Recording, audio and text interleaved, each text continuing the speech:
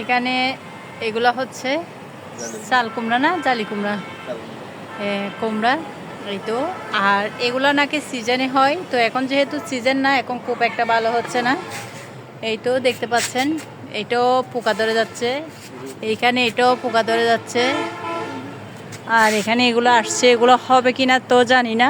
এখানেও আছে, আর দেখতে পাচ্ছেন এখানেও দুইটা হয়েছে লাউ, এটাও লাউ।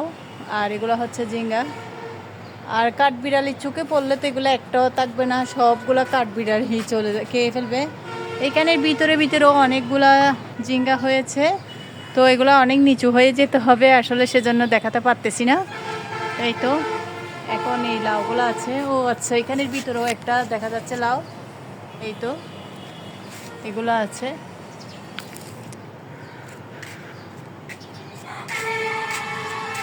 আর এইখানের ভিতর দেখতে পাচ্ছেন তিত কাঁকরোল, এখানে একটা, তারপর এখানে একটা, আর ভিতরে একটা দেখা যাচ্ছে, এখানে একটা দেখা যাচ্ছে।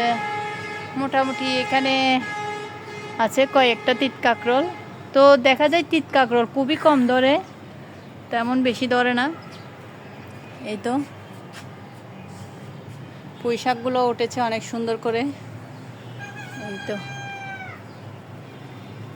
এখন ছাদের এই পাশটা দেখাচ্ছি।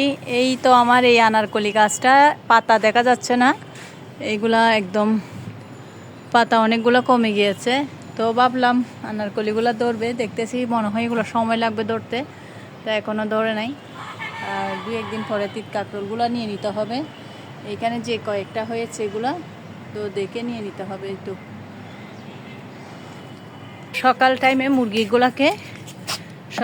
মুরগিকে এখানে ওষুধ দেওয়া হয় না। ওষুধের নিয়মটা আসলে আমি জানি না, কারণ এগুলো আমার হাজব্যান্ড দেয়, সেজন্য। তো উনি যেহেতু এখন বিকেলে এসেছে, তো আবার ওষুধ দিচ্ছে, কারণ আবার কীরকম হয়, এত বড় হওয়ার পরও যদি মুরগি আবার কিছু হয়, সেটার জন্য একটু ইয়া লাগতেছে।